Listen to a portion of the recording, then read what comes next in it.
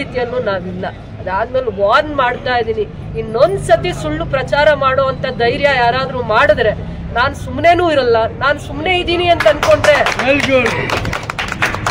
ನಾನು ಮೌನವಾಗಿದ್ದೀನಿ ಅಂದ್ರೆ ಅದ್ರ ಅರ್ಥ ಬೇರೆ ಅನ್ಕೊಂಡ್ರೆ ಅದಕ್ಕೆ ನಾನು ಬೇರೆ ರೀತಿನೇ ಉತ್ತರ ಕೊಡ್ಬೇಕಾಗತ್ತೆ.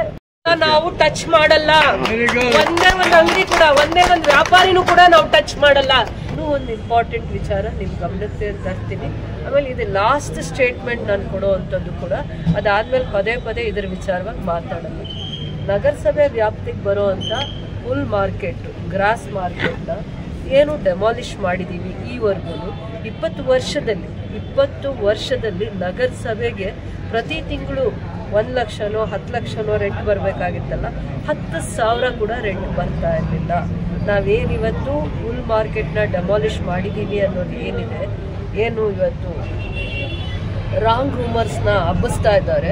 ಅದಾದಮೇಲೆ ಇವತ್ತು ಅದು ಏನು ಡೈಮೆನ್ಷನ್ ಇದೆ, ಜಾಗ ಏನಿದೆ, ಏನು ಸ್ಟ್ರಕ್ಚರ್ಸ್ ಬರ್ಬೋದು, ಯಾವ್ಯಾವ ಬಿಸ್ನೆಸ್ ಅಲ್ಲಿಗೆ ಸ್ಟ್ರಕ್ಚರ್ಸ್ನ ಮಾಡ್ಬೋದು ಅನ್ನೋದಕ್ಕೆ ಇದಕ್ಕೆ DPR ಆಗಿದೆ.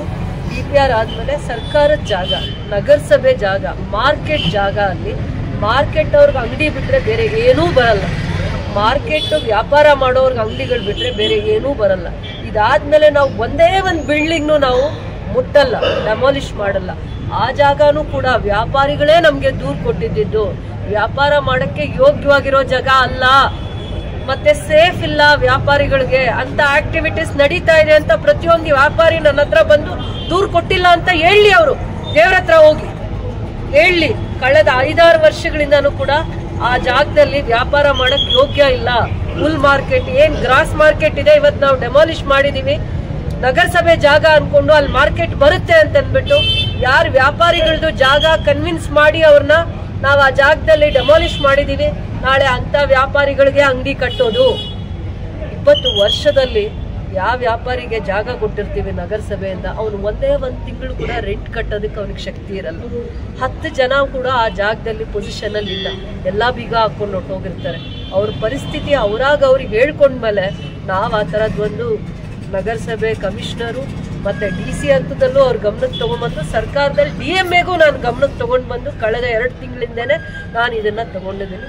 PWD ಅವರು ಬಿಲ್ಡಿಂಗ್ ಯೋಗ್ಯವಾಗಿದೆಯಾ ಇಲ್ವಾ ಅಂತ ಕ್ವಾಲಿಟಿ ಚೆಕ್ ಮಾಡಬೇಕಾಗತ್ತೆ. ಅವರು ರಿಪೋರ್ಟ್ ಮೇಲೆ ಇದು ಯೋಗ್ಯವಾಗಿಲ್ಲ, ಯಾವುದಾದ್ರೂ ಸಂದರ್ಭದಲ್ಲಿ ಪಿಕ್ಚರ್ ರೋಡಲ್ಲಿ ಹೇಗೆ ಬಿಲ್ಡಿಂಗ್ ಬಿದ್ದೋಗುತ್ತೆ, ಇದು ಕೂಡ ನಾಳೆ ವ್ಯಾಪಾರಕ್ಕೆ ಯೋಗ್ಯವಾಗಿಲ್ಲ ಅಂತ ರಿಪೋರ್ಟ್ ಕೊಟ್ಟಾದ್ಮೇಲೆ ನಾವು ಬಿಲ್ಡಿಂಗ್ನ ಡೆಮಾಲಿಷ್ ಮಾಡಿದ್ದೀವಿ.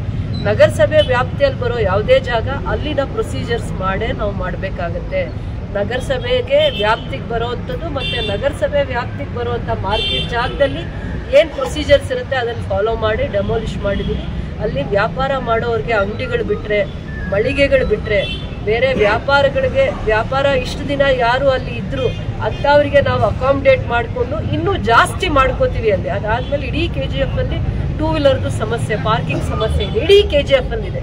ಅದಾದಮೇಲೆ ಬಸ್ಸಿಗೆ ಬರೋರಿಗೆ 2 ವೀಲರ್ ಸಮಸ್ಯೆ ಇದೆ. ಇಲ್ಲಿ ಯಾರ್ಯಾರು ಬಿಸ್ನೆಸ್ ಮಾಡ್ತಾ ಇದ್ದಾರೆ ಆಲ್ಮೋಸ್ಟ್ ಒಂದು 200ರಿಂದ 500 2 ವೀಲರ್ಸ್ ನಿಲ್ಲಲಿಕ್ಕೆ ಜಾಗ ಇಲ್ಲದೆ ಇರುವಂಥ ಸಮಸ್ಯೆನ ಎದುರಿಸ್ತಾ ಇದ್ದೀವಿ. ಇವತ್ತಿಂದ ಅಲ್ಲ, 5 ವರ್ಷದಿಂದ 10 ವರ್ಷದಿಂದ ಎದುರಿಸ್ತಾ ಇದ್ದೀವಿ. ಅದಕ್ಕೆ ಯಾವಾಗಲೂ ಒಂದು ಸಮಸ್ಯೆಗೆ ದಾರಿ ಹುಡುಕುವಂಥ ಪ್ರಯತ್ನ ಮಾಡಬೇಕು. ಅದನ್ನು ನಾವು ತಪ್ಪು ಪ್ರಚಾರ ಮಾಡೋದು, ಅಪಪ್ರಚಾರ ಮಾಡೋದು, ಜನಗಳು ಅಮಾಯಕರಿರ್ತಾರೆ ಅಂತ ಸುಳ್ಳು ಪ್ರಚಾರ ಮಾಡಿ ಅವ್ರನ್ನ ಯಾಮಾರಿಸುವಂಥ ಕರ್ಮ ನಮಗೇನಿಲ್ಲ, ಆ ಮನಸ್ಥಿತಿಯಲ್ಲೂ ನಾವಿಲ್ಲ. ಅದಾದ್ಮೇಲೆ ವಾರ್ನ್ ಮಾಡ್ತಾ ಇದ್ದೀನಿ, ಇನ್ನೊಂದ್ಸತಿ ಸುಳ್ಳು ಪ್ರಚಾರ ಮಾಡೋ ಅಂತ ಧೈರ್ಯ ಯಾರಾದ್ರೂ ಮಾಡಿದ್ರೆ ನಾನು ಸುಮ್ಮನೆನೂ ಇರಲ್ಲ. ನಾನು ಸುಮ್ಮನೆ ಇದ್ದೀನಿ ಅಂತ ಅನ್ಕೊಂಡ್ರೆ, ನಾನು ಮೌನವಾಗಿದ್ದೀನಿ ಅಂದ್ರೆ ಅದ್ರ ಅರ್ಥ ಬೇರೆ ಅನ್ಕೊಂಡ್ರೆ ಅದಕ್ಕೆ ನಾನು ಬೇರೆ ರೀತಿನೇ ಉತ್ತರ ಕೊಡ್ಬೇಕಾಗತ್ತೆ. ಕಮರ್ಷಿಯಲ್ ಜಾಗದನ್ನ ಕಮರ್ಷಿಯಲ್ ಆಕ್ಟಿವಿಟೀಸ್ಗೋಸ್ಕರ, ವ್ಯಾಪಾರಕ್ಕೋಸ್ಕರನೇ ಆ ಜಾಗ ನಿಗದಿ ಮಾಡಿದ್ದೀವಿ. ಹಿಂದೆ 20 ಅಂಗಡಿ ಇತ್ತು, ಇವತ್ತು ಕ್ಯಾಲ್ಕುಲೇಟ್ ಮಾಡಿದಾಗ, ಎಸ್ಟಿಮೇಟ್ ಮಾಡಿದಾಗ 120 ಅಂಗಡಿ ಮೇಲೆ ಅಲ್ಲಿ ಸ್ಟ್ರಕ್ಚರ್ ಬಡಕ್ಕೆ ಅವಕಾಶ ಆಗ್ತಾ ಇದೆ. ಕೆಳಗಡೆ 500 2 ವೀಲರ್ ಪಾರ್ಕಿಂಗ್ ನಿಲ್ಲಲಿಕ್ಕೆ, ಅದಾದಮೇಲೆ 75% 2 ವೀಲರು, 25% ಕಾರ್ ಪಾರ್ಕಿಂಗು ಅವಕಾಶ ಮಾಡಿ ಅದೇ ಒಂದು ಸಪ್ರೇಟ್ ಕಮರ್ಷಿಯಲ್ ಬ್ಲಾಕ್ ಆಗಿ ಡೆವಲಪ್ ಮಾಡ್ತೀವಿ. ಒಂದೇ ಫ್ಲೋರ್ ವ್ಯಾಪಾರಕ್ಕೆ ಮಾಡಿರ್ತೀವಿ, ಅದರ ಮೇಲೆ ಇನ್ನೇನೂ ಇಲ್ಲ. ಅದನ್ನು ಪ್ರೊಸೀಜರ್ಸ್ ಪ್ರಕಾರನೇ ನಾವು ಮಾಡಿರೋದು ಅಂತ ಹೇಳ್ತಾ ಇದ್ದೀನಿ. ಈ ಹಿಂದೆ 10 ವರ್ಷದಲ್ಲಿ ಮಾರ್ಕೆಟಿಂದ ರಾಬರ್ಸನ್ ಪೇಟ್ ಮಾರ್ಕೆಟಲ್ಲಿ 1000 ಅಂಗಡಿ ಇದ್ದರೆ 1000 ಅಂಗಡಿಯಲ್ಲಿ ನಮಗೆ 10 ಲಕ್ಷ ರೆಂಟ್ ಕಲೆಕ್ಟ್ ಆಗಬೇಕಂದ್ರೆ 1 ಲಕ್ಷ ಕೂಡ ರೆಂಟ್ ಕಲೆಕ್ಟ್ ಆಗಿರಲಿಲ್ಲ. ಈ ಕಳೆದ 9 ವರ್ಷ ಅಥವಾ 11 ವರ್ಷದ ಸ್ಟ್ಯಾಟಿಸ್ಟಿಕ್ಸ್ ತಗೊಂಡ್ರೆ ಅದಾದ್ಮೇಲೆ ನಗರಸಭೆ ಜವಾಬ್ದಾರಿ ಆಗಿರುತ್ತೆ. ಟೆಕ್ನಿಕಲ್ ವಿಂಗು, ಇಂಜಿನಿಯರ್ ಸೆಕ್ಷನ್ನು ಮತ್ತು ಕಮಿಷನರ್ ಅವ್ರದ್ದು ಜವಾಬ್ದಾರಿ ಆಗುತ್ತೆ. ಯಾಕೆ ಮಾರ್ಕೆಟಲ್ಲಿ ವ್ಯಾಪಾರಿಗಳು ಬಾಡಿಗೆ ಕಟ್ತಾ ಇಲ್ಲ ಅಂದಾಗ ಅವ್ರು ಆನ್ಸರಬಲ್ ಆಗ್ತಾರೆ. ಆನ್ಸರಬಲ್ ಆಗೋದ್ರ ಜೊತೆಲಿ ಕಾರಣನೂ ಹುಡುಕ್ಬೇಕಾಗತ್ತೆ. ಟೆಕ್ನಿಕಲ್ ಆಗಿ ರೋಡ್ಸ್ ಇಲ್ಲ, ಇನ್ಫ್ರಾಸ್ಟ್ರಕ್ಚರ್ ಇಲ್ಲ, ಕ್ಲೈನ್ಲಿನೆಸ್ ಇಲ್ಲ. ಯಾರು ಬಂದಲ್ಲಿ ಬಿಸ್ನೆಸ್ ಮಾಡೋದಕ್ಕೆ ಕ್ಲೈನ್ಲಿನೆಸ್ ಇಲ್ಲ. ಬರೀ ಸೌದೆ ಮಾರ್ಕೆಟ್ ಮಾಡ್ಕೊಂಡಿದ್ರು, ಇದ್ಲು ಮಾರ್ಕೆಟ್ ಮಾಡ್ಕೊಂಡಿದ್ರು. ಯಾವುದೇ ಒಂದು ಆರೋಗ್ಯಕರವಾಗಿರುವಂಥ ವ್ಯಾಪಾರ ವಹಿವಾಟು ಆಗಿ ದುಡ್ಡು ಅವ್ರಿಗೂ ಬರ್ತಾ ಇರಲಿಲ್ಲ. ದುಡ್ಡು ಅವ್ರಿಗೂ ಬಂದು ಅವರು ಕಮರ್ಷಿಯಲ್ ಆಗಿ ಕಟ್ಟುವಂಥ ಪರಿಸ್ಥಿತಿಯಲ್ಲಿ ಅವ್ರು ಇರಲಿಲ್ಲ.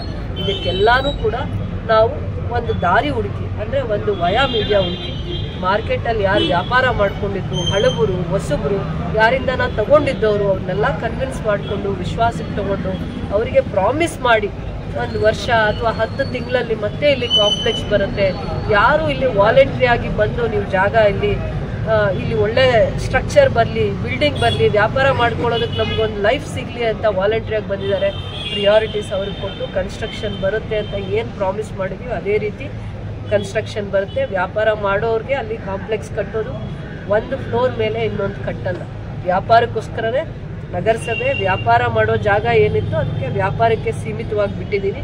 ಬೇರೆ ಯಾವುದೇ ಥರ ನಾವು ಸ್ಟೇಟ್ಮೆಂಟ್ಸ್ ಕೊಡಲ್ಲ. ಮತ್ತು ವ್ಯಾಪಾರಕ್ಕೆ ಬಾಡಿಗೆ ಕಟ್ಟಿಲ್ಲ ಅಂದ್ಬಿಟ್ಟು ನಾವು ವ್ಯಾಪಾರಿಗಳನ್ನ ದೂಷಣೆ ಮಾಡೋದಲ್ಲ. ಅವ್ರಿಗೆ ಬಿಸ್ನೆಸ್ ಆಗಿಲ್ಲ, ಇಷ್ಟು ದಿನ ಬಿಸ್ನೆಸ್ ಆಗಿಲ್ಲ. ಪ್ರತಿಯೊಬ್ಬ ವ್ಯಾಪಾರ ಮಾಡೋವಂಥ ಜಾಗ ಯೋಗ್ಯವಾಗಿರಲಿಲ್ಲ. ಯಾರೂ ಅವ್ರನ್ನ ಹುಡ್ಕೊಂಡು ಹೋಗ್ತಾ ಇರಲಿಲ್ಲ ಬಿಸ್ನೆಸ್ ಮಾಡೋದಕ್ಕೆ. ಯಾವುದೇ ಒಂದು 2 ವೀಲರ್ ನಿಲ್ಲಿಸಿ ಅಂಗಡಿಗೆ ಅವ್ರ ಹತ್ರ ವ್ಯಾಪಾರ ಮಾಡೋದಕ್ಕೆ ಈವರೆಗೂ ಹೋಗಿಲ್ಲ. 7-8 ವರ್ಷಗಳಿಂದ ಅದೇ ಪರಿಸ್ಥಿತಿ ಇದೆ. ನಿನ್ನೆ ಮೊನ್ನೆಯಿಂದ ಬಂದಿರೋಂಥ ಪರಿಸ್ಥಿತಿ ಅಲ್ಲ. ಅದರಿಂದ ಹಂತವಾಗಿ ಮಾತ್ರ ಇವೆಲ್ಲ ಮಾಡೋಕ್ಕಾಗತ್ತೆ. ಅವ್ರನ್ನ ವಿಶ್ವಾಸಕ್ಕೆ ತಗೊಂಡಿದ್ದೀವಿ.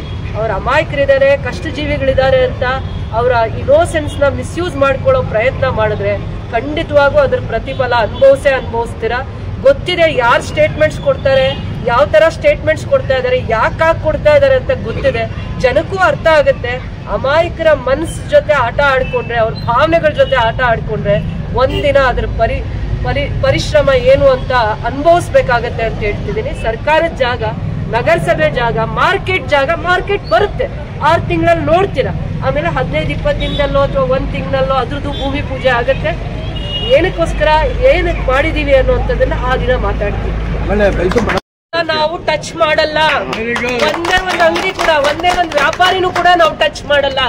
ಏನ್ ಜಾಗ ಇದೆ ವ್ಯವಸ್ಥಿತವಾಗಿರುವಂಥದ್ದು. ನಗರಸಭೆಗೂ ನಾಳೆ ಯಾರಾದ್ರೂ ಅಲ್ಲಿ ನಾವು ವ್ಯಾಪಾರಕ್ಕೆ ಅಂಗಡಿ ಕೊಟ್ರೆ, ಮಳಿಗೆಗಳನ್ನ ಕೊಟ್ರೆ ನಾಳೆ ನಗರಸಭೆಗೆ 500 ರೂಪಾಯೋ 1000 ರೂಪಾಯೋ 2000ನೋ ರೆಂಟ್ ಕಟ್ಟೋ ಅಂತ ವ್ಯವಸ್ಥಿತವಾಗಿರುವಂಥ ಸ್ಟ್ರಕ್ಚರು, ರೋಡು, ಸೇಫ್ಟಿ ಮೆಜರು, 2 ವೀಲರ್ಗೆ ಸೇಫ್ಟಿ ಮೆಜರು, ಯಾರೇ ವ್ಯಾಪಾರ ಮಾಡಿದ್ರು ಅವ್ರಿಗೆ ಟಾಯ್ಲೆಟ್ ಸರ್ವಿಸು, ಆ ಥರ ಎಲ್ಲ ರೀತಿಯ ಇನ್ನು 20-30 ವರ್ಷಕ್ಕೆ ಆ ಜಾಗದಲ್ಲಿ ವ್ಯಾಪಾರ ಈ ಹಿಂದೆ 50 ವರ್ಷದಲ್ಲಿ ಏನು ನೋಡಿರಲ್ಲ ಅದನ್ನ ನೋಡೋ ಅಂತ ವ್ಯವಸ್ಥೆಗೆ ಡೆವಲಪ್ ಮಾಡ್ತೀವಿ. ಬಿಟ್ರೆ ಏನೇನು ರೂವರ್ಸ್ ಬರುತ್ತೆ ಅದು ಏನಾದರೂ ನಿಲ್ಲದೆ ಹೋದ್ರೆ ಅದರದ್ದು ಪ್ರತಿಫಲ ಏನು ಅನುಭವಿಸ್ಬೇಕಾಗತ್ತೆ ಅವ್ರು ಅನುಭವಿಸ್ತಾರೆ. ಅಮಾಯಕರ ಜೊತೆ ಆಟ ಆಡ್ಕೊಳ್ಳೋದು ಬೇಡ, ಅಮಾಯಕರ ಭಾವನೆಗಳ ಜೊತೆ ಆಟ ಆಡ್ಕೊಳ್ಳೋದು ಬೇಡ. ಕಷ್ಟಜೀವಿಗಳ ಪರಿಸ್ಥಿತಿನ ಅರ್ಥ ಮಾಡಿಕೊಂಡು ನಾವು ಇನ್ಫ್ರಾಸ್ಟ್ರಕ್ಚರ್ ಕೊಡ್ತಾ ಇದ್ದೀವಿ. ಅದ್ರ ನೋವೇನು, ಅದ್ರ ಸ್ಟ್ರಗಲ್ ಏನು, ಅದ್ರ ಹಿಂಸೆ ಏನೇನು ಅನುಭವಿಸಿ ನಾವು ಒಂದು ಚಾಲೆಂಜ್ ಆಗಿ ತಗೊಂಡು ಕೆಲಸ ಮಾಡ್ತಾ ಇದ್ದೀವಿ, ಮಾರ್ಕೆಟ್ನ ಡೆವಲಪ್ ಮಾಡ್ತಾ ಇದ್ದೀವಿ ಅನ್ನೋದನ್ನ ಅರ್ಥ ಮಾಡ್ಕೋಬೇಕೇ ಬಿಟ್ರೆ ತಪ್ಪು ಸಂದೇಶ ಕೊಡ್ತೀವಿ ಅಂದ್ರೆ ಅದಕ್ಕೆ ಉತ್ತರ ಕೊಡ್ತೀನಿ ನಾನು ಬೇರೆ ರೀತಿಯಲ್ಲಿ.